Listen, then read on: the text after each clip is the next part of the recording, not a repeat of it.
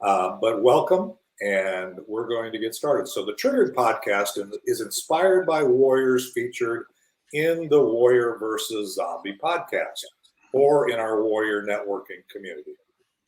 These warriors have a cause, unique value, and a vision that goes generations into the future, as I've said before on Warrior versus Zombie, but they've also triggered me to dig deeper into their passion, their journey, and their vision. Today's topic is triggered by my very first warrior guest on Warrior vs. Zombie, Americana singer-songwriter Rickey Gene Wright.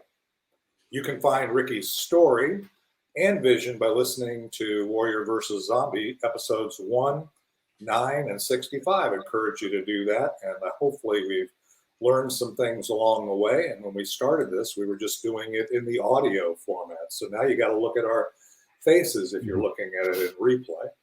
So, Ricky, how's things going in your world today? It's going pretty good. I was just thinking about the whole idea of triggered and how that has affected me, especially in the music world. And it's a pretty wide-ranging topic, and something that I'm sure we could talk more than just this podcast. We could talk for hours about it, probably. Yeah, and you and I have, because we're friends, because we've been on the journey together for a while, we can cover a lot of different topics, and I may invite you back, and we'll talk about things that I'm triggered by and don't have anybody else to talk to. So I appreciate you being here. The real intention of this podcast is to, go and we'll probably take some breaks. I'm thinking that just like one of the reasons why I want to take the breaks is because for the audio podcast, we always feature It's Not the Getting There. And I think the song still applies. One of the things I want to talk about right out of the box is, what does this topic of the magic of music mean to me, and what does it mean?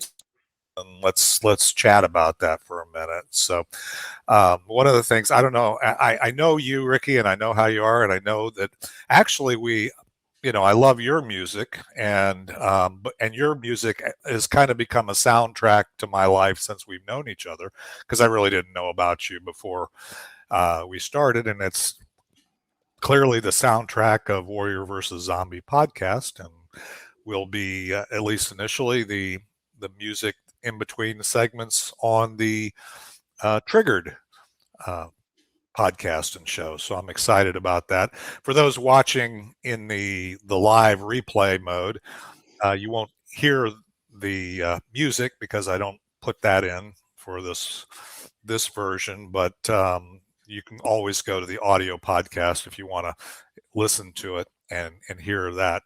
But let's talk a little bit about that first. It's tell me a little bit about It's Not the Getting There, because I want you to share with the audience. Ricky is an amazing singer-songwriter, Americana, as we said.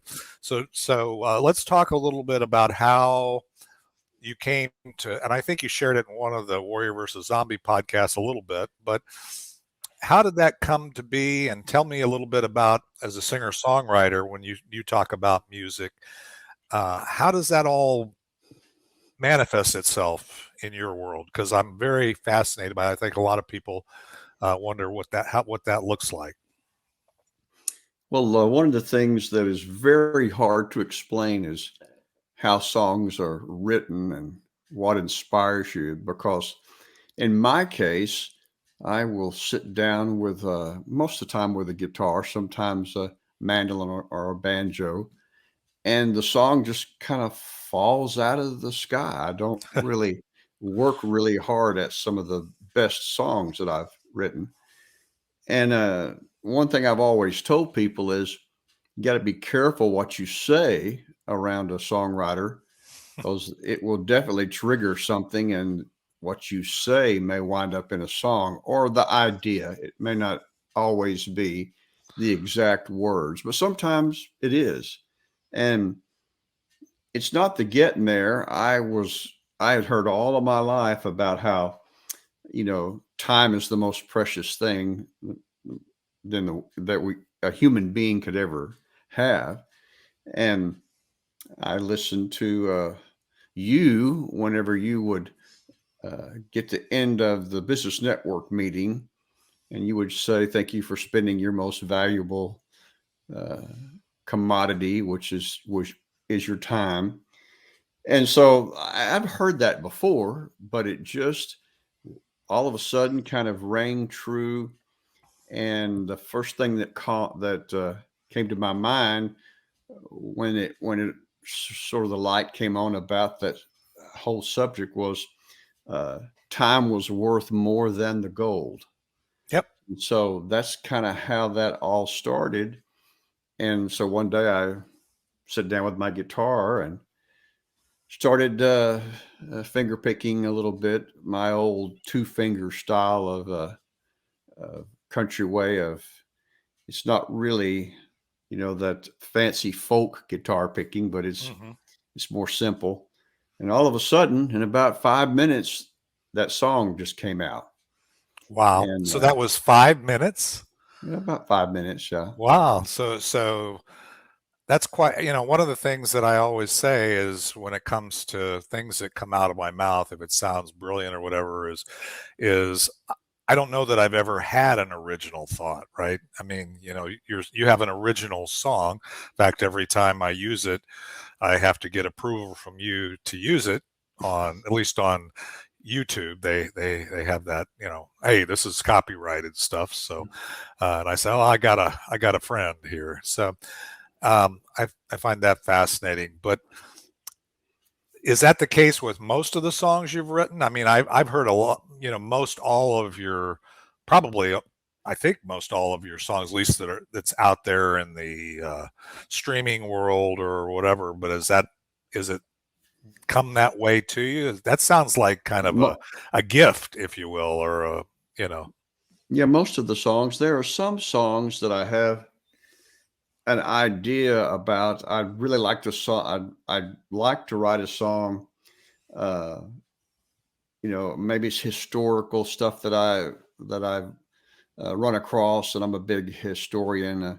Western novels. I love Western novels. I love Texas history and the Southwest, and I love the Civil War history. And so there's sometimes I really want to write a song about Mhm. some historical thing. And so that's when I guess I start thinking about it and just running things over, well, what do I really want to say? And, but like, I wrote that song, Frank and Jesse James, because uh, I found out through my being a history buff that they were in the Civil War Hmm. and they learned all of their uh, outlaw ways uh, by actually being in a, a Southern rebel uh, guerrilla group that just kind of Huh. went around and did their thing, attack here and leave, attack there. And then I was singing at the Mesquite Opry, actually working there as one of their hired hands. Uh, and somebody told me that, there's a house out on an old farm on Kearney Road way out in southeast Mesquite, where the James brothers would come there and they would hang out and rest. And they even had like a lookout tower built on top of the farmhouse so that somebody could always be on the lookout for anybody coming. Hmm. Well, I went out to that house and looked at it from the road, and then that's all it took. I came back, got my guitar, and wrote the song Frank and Jesse James. And sometimes it takes something to kind of push me forward Mhm. on that. But the songwriting part is the easiest part. it's deciding what to write about sometimes is the hardest part. Interesting. So um, so what it sounds like, and this is what I'm hearing though, is it sounds like you have a kernel of an inspiration that maybe is targeted by the thing you're interested in. In your case, maybe history or historical moments, or maybe hearing something over and over again ad nauseum in a networking meeting, like time's your most valuable asset. Something like that triggers you. Makes a good term, since this is so you're triggered to start that process. It also sounds like, and this, if I'm wrong here, let me know, but it sounds like uh, you write the words or the message. You come up with the message of the song or where you're going with that song, and then you put it to music. Is that the way you kind of think about it, No, or how does no, that work? I usually maybe have an idea of how the song might start, or how the chorus might start, but then I have to get the guitar Mhm. and come up with the music, and then the words just fall out of the sky into the song. So it's not something that I got a piece of paper or something and I'm writing and scratching out and writing and scratching out. That's not how I do it. I Hmm. just, if it fits and flows naturally, sometimes I don't even know how I think of those things. They just, as I'm playing the guitar, they they just appear. So Huh. So the inspiration part of it is both. It's kind of, it's interesting, that part, because I'm kind of the music actually provides the flow, and I'm have a kind of a semi-autographic memory, so the music always makes it easier for me to remember the words.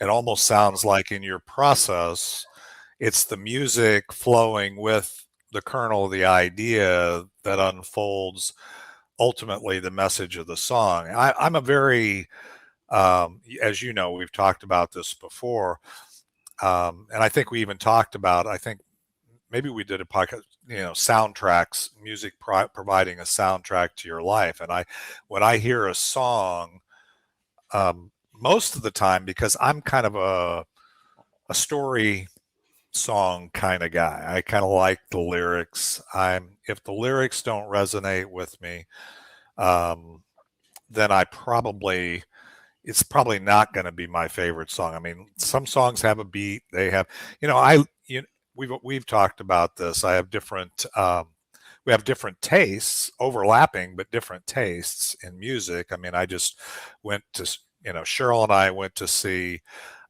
Journey a few weekends back, and part of it is I like the songs and whatever, and but it provides kind of a soundtrack to that part of her life from when we were growing up. I find it interesting now. You've talked about that, and that how the inspiration. It still sounds like inspiration. It's not like, okay, here's how you write a song. I've heard people speak of, okay, here's how I write a song, and it's not exactly the same way. Do you find that other songwriters, because you're part of the Dallas Songwriters Association, I know you hang out with those kind of guys, and there's some amount of competition or things that go on there, similar interests. Do the other songwriters, have you talked about that? Do they do it the same way, or are you unique in that? What's your take on that? well, I think everybody has their own unique thing that triggers them.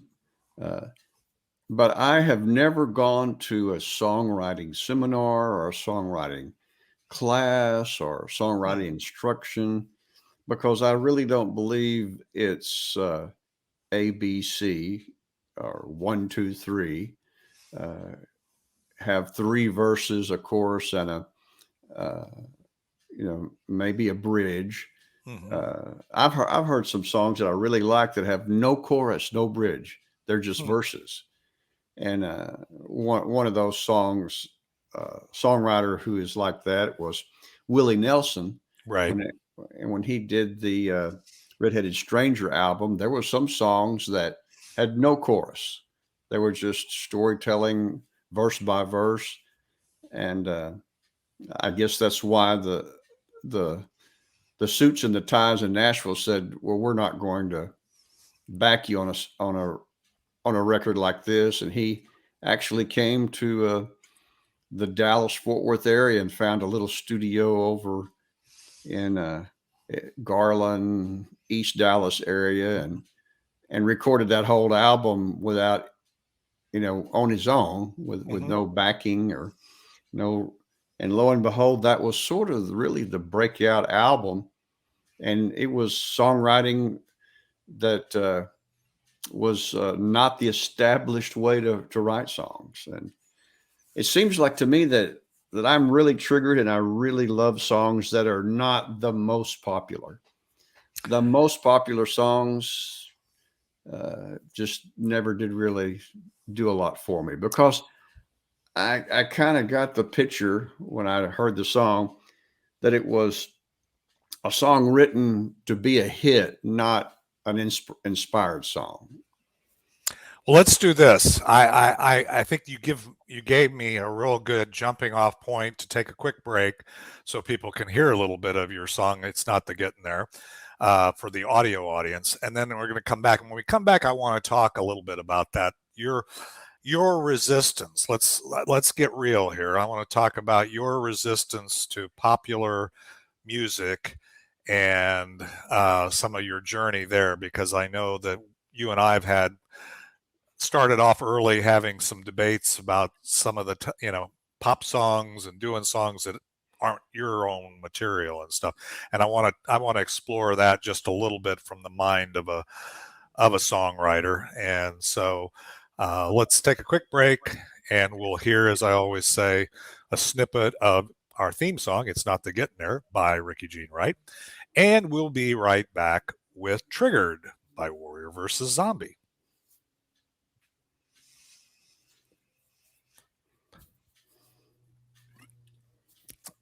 Okay, short break for our live replay audience and live and replay audience. So let's talk about that. What I said before the break, that tell me about your journey or your thought process now, or how you come to grips with doing cover music and things like that when you're out performing, and it's kind of almost like, it seems like it's almost a price of admission now for you in terms of getting your music out there. But tell me a little bit about that whole journey.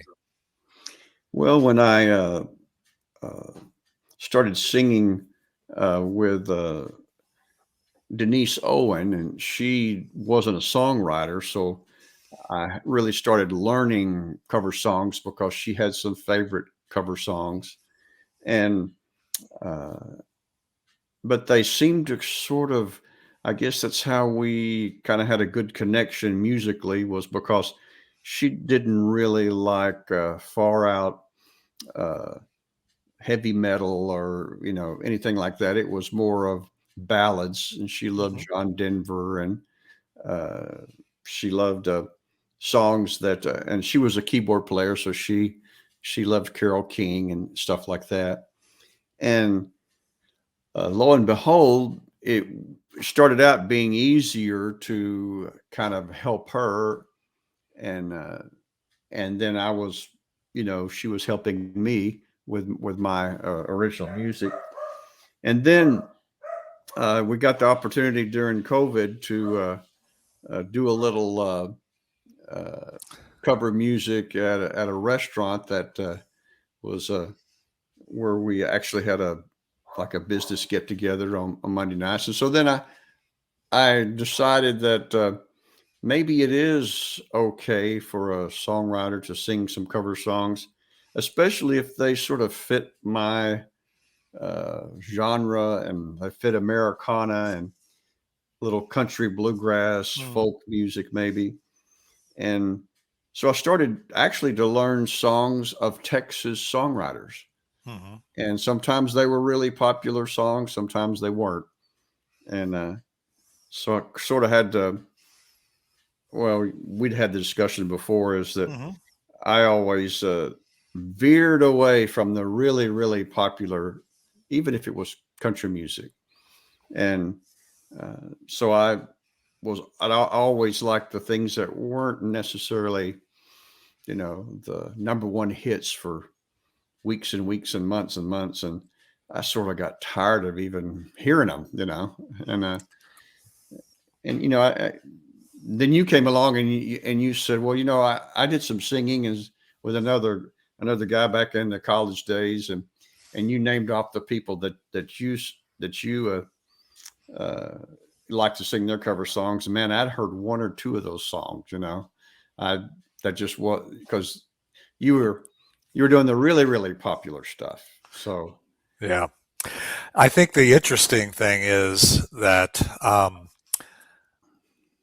that whole journey to me is kind of we all have our unique value, our unique thing, and sometimes when we're trying to get traction with our own, it doesn't have to be music. Although we're focused on the magic of music, it's also the tendency to feel that, okay, if I'm listening to Ricky, then it's almost like I'm wrong if I'm listening to somebody, whereas in fact, it's like I went to see somebody in concert, and if you start out the concert playing where your audience comes and you start out with stuff they've never heard before, you're not pulling them in. But by giving them that, maybe it's the sugary stuff, the stuff that they're already familiar with, it whets their appetite and gets them ready to hear your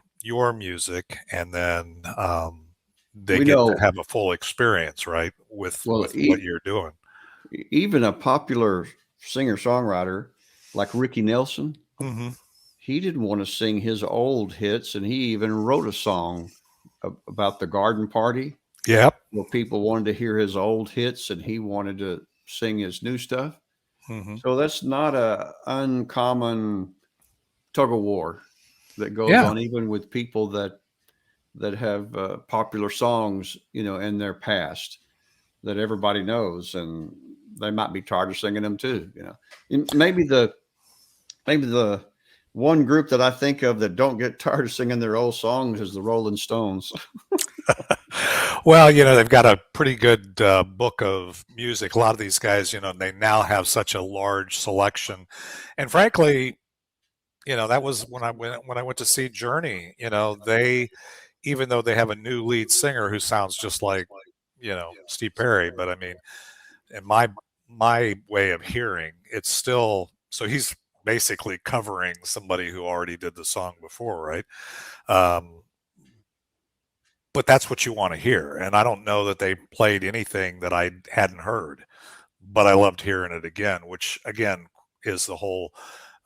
It evokes that emotion in the audience to wake up their feelings that they had at whatever point in life that song became something important to them.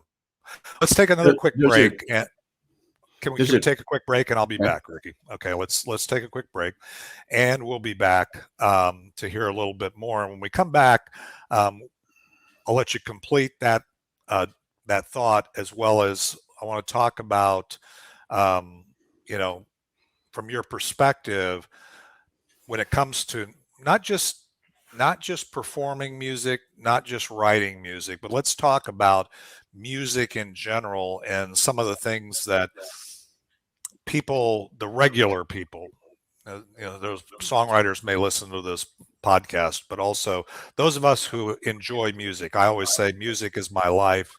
It's not my livelihood. And I love music. I mean, I listen to music in the morning when I'm doing my devotions. I use it.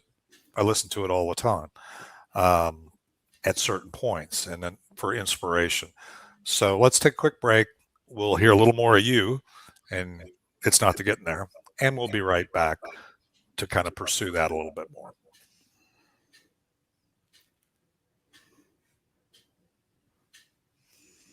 All right, we are back. And Ricky, it's been a good conversation. Sorry, I didn't mean to cut you off, but I wanted to get the audience that are listening to us on the audio to hear a little bit more of your voice and your song. It's not to get in there.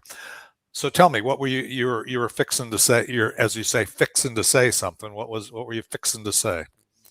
We know when I think of music and I think of triggered, I also think of emotions, and I think of when was the first time you heard that song, Mm-hmm. and I think that sometimes I might get more emotional hearing a song that might be in the genre of God and country music than I actually do praise and worship music. Mm-hmm. And maybe I was destined to be uh, a worship leader at a cowboy church, and I just didn't know it. But I've noticed that even as a praise and worship leader that I was involved with for about 10 years there, Mm-hmm. I didn't really get emotional singing the songs. Mm-hmm. But I do remember when even just recently I heard a song called "Where I Find God," and it's a it's a country song, Mm-hmm. and in that song it talks about like it says here, the night I hit rock bottom sitting on an old bar stool. He paid my tab and put me in the cab, but he didn't have to, because he could see that I was hurting. Oh, I wish I'd got his name, because he didn't have. I didn't feel like I was worth saving, but he saved me just the same.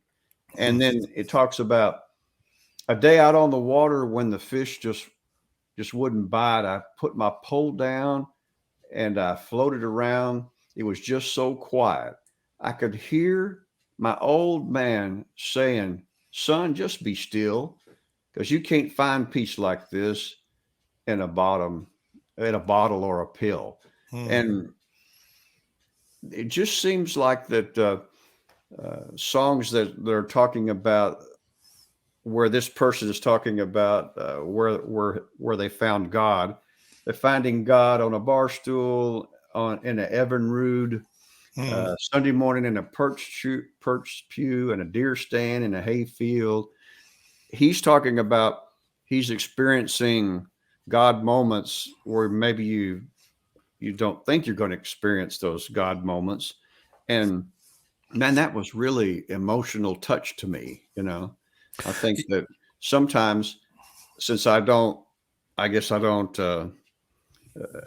don't really am drawn toward the most popular songs in the world, but holy mackerel, that song really touched me, and uh, it has a Mm-hmm. tune, but the words are really inspiring. Yeah, and that's why I'm frankly, that's why I'm always um, kind of a word message song, right? Because, Mhm. and there's certain songs that I can hear at certain points in my life, and I think I don't know that I'm that much different than most people or consumers of music, right? That at a certain point in time where you're going through something, that song may give you either the emotion, the experience, maybe saying, what you're feeling. I know even like people like Taylor Swift and some of these that are more popular, if you will,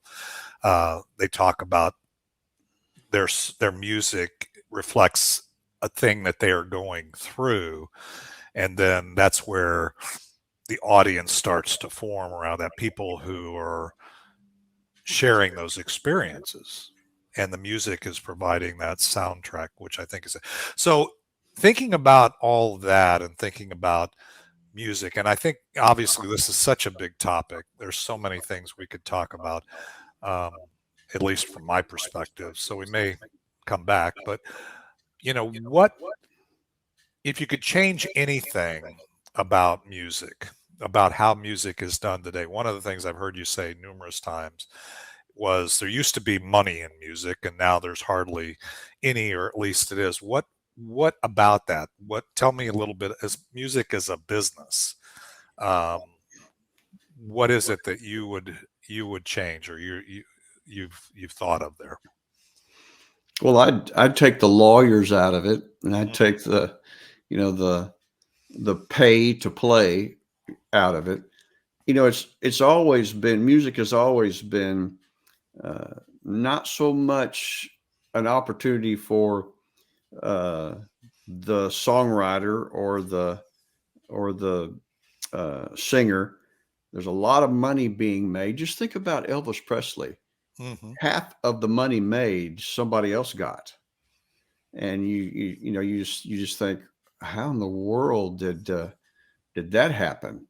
And but I, but I think if we could take the lawyers and the business people all out of it, when my first album came out, I took it over to a small radio station there in Dallas, and they listened to it and said, we like your stuff and everything, but here's the real McCoy.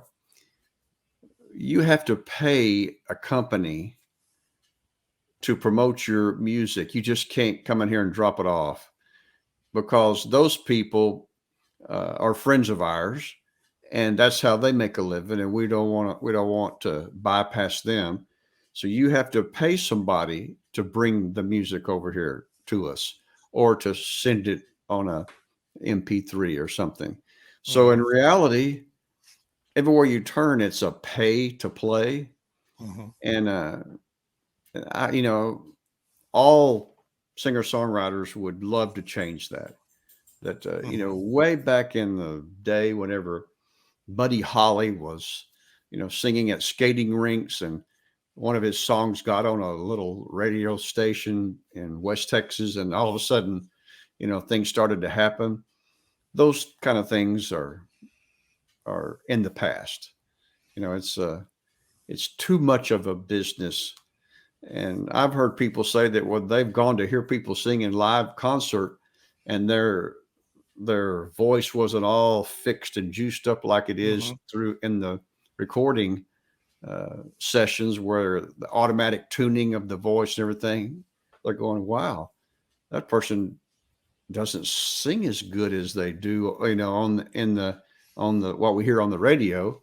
And so Right. it's sort of like, I guess, a lot of things. There's a mask over the music business, and I'd take that mask off if it was in my power to do it. Yeah, one of the things I'm hearing you say, translating in my own words, is you'd like to be back to more authenticity, more.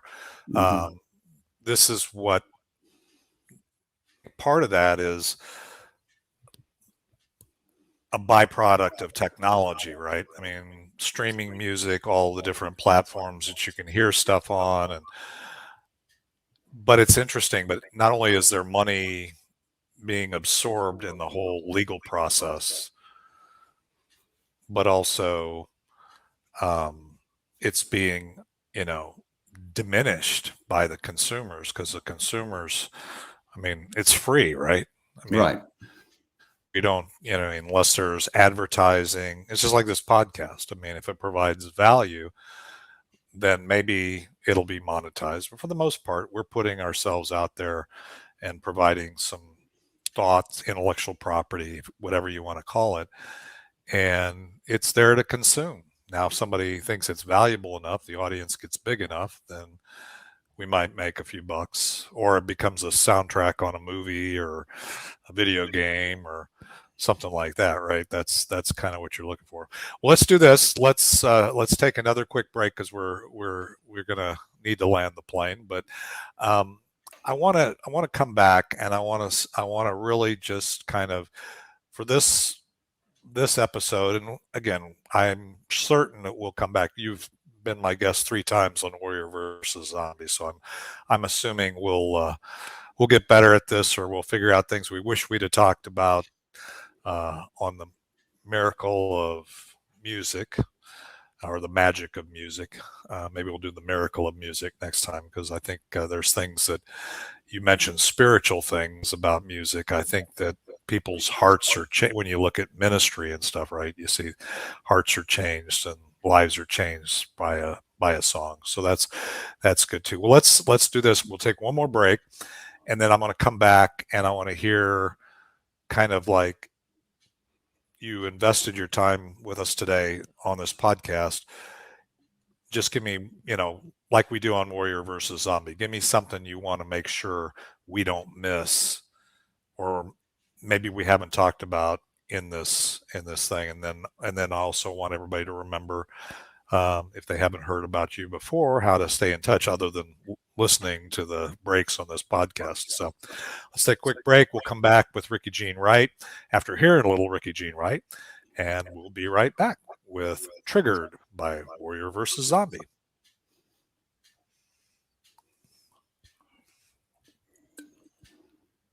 All right, Rickey.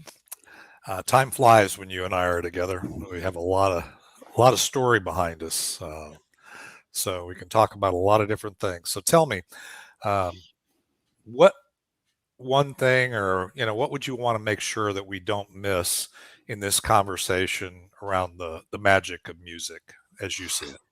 Well, when I think of Triggered, I think of songs that maybe like, for instance,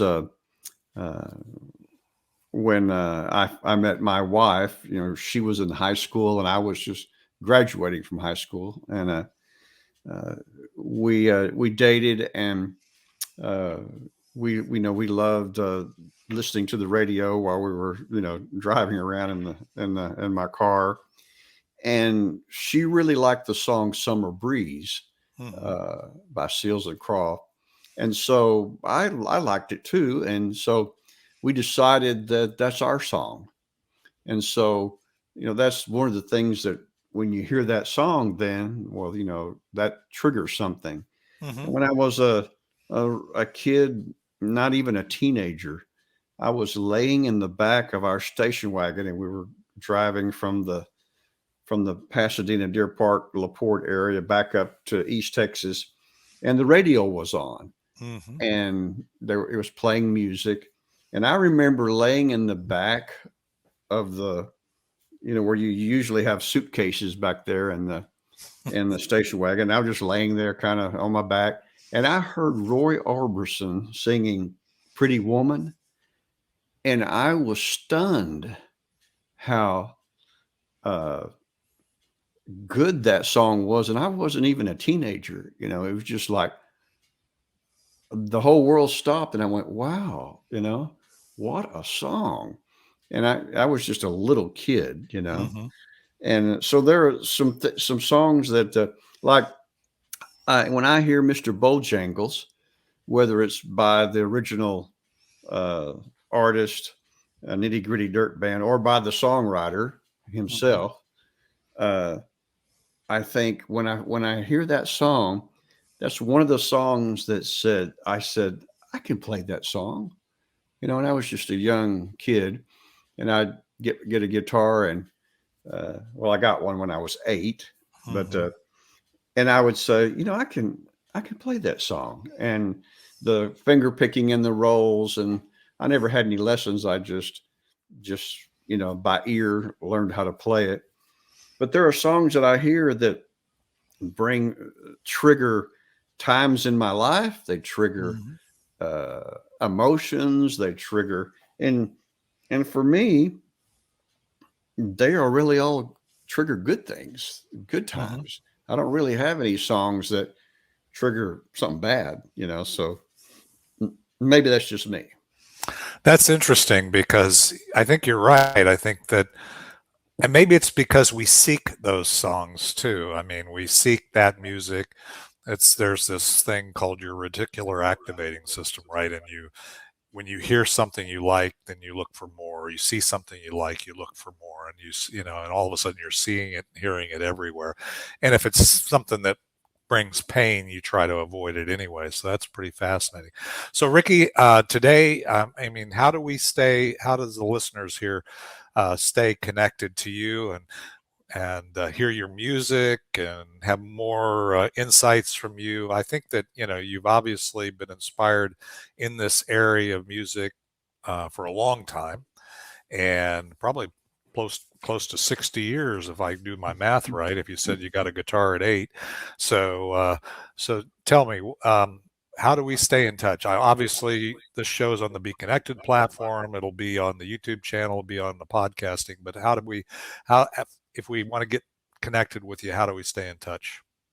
Well, some things that I learned in business networking, I learned that even though I had the website rickygenewright.com, if you didn't know Rickey Gene Wright, and I still have that website, but if you were looking up singer-songwriter, Americana singer-songwriter, I was nowhere to be found. So I discovered that Americana singer-songwriter.com was not being used. And so I snatched it up.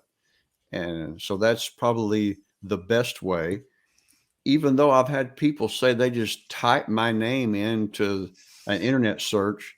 And because of things I've learned in business networking, I'm always on the first page of searching for me.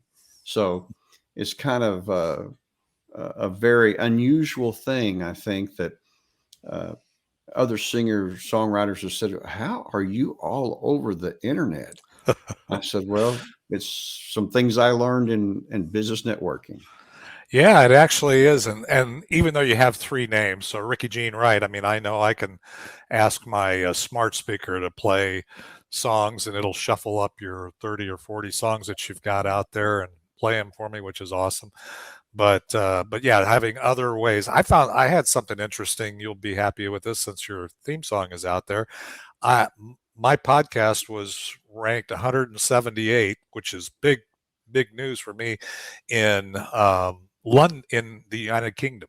I just got one of my consultants or whatever, people that's given me some insights on podcasts, said that Warrior versus Zombie last week was number 178 under the label of entrepreneurship in the United Kingdom, which is kind of bizarre because when I look at the statistics, most of my downloads come from the U.S., but I am in other places. You remember when that first album came out back in 2014?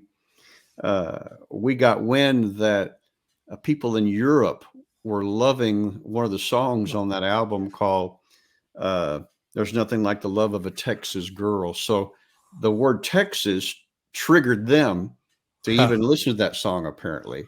Apparently, there's a mystique about Texas in Europe. And it kind of surprised me, that.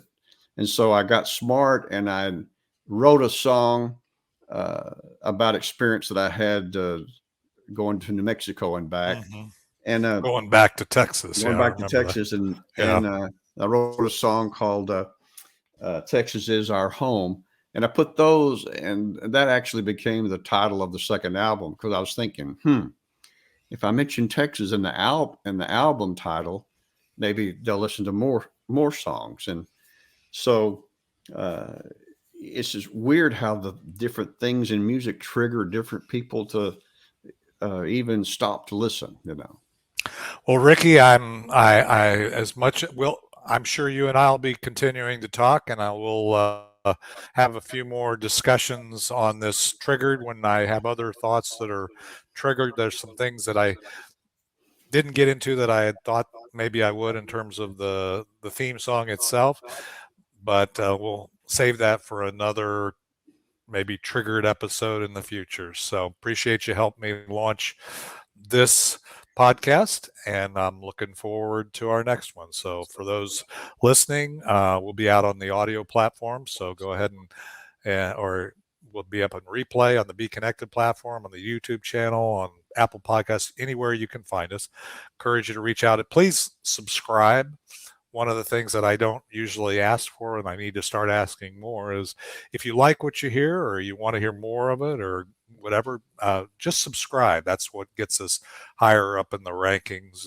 But anyway, with that, we're going to land the plane. We'll come back next week with another triggered by Warrior versus Zombie and another Warrior as we go forward with hearing the last, for the audio audience, the outro of "It's Not the Getting There" by no one other than our guest today, Rickey Gene Wright.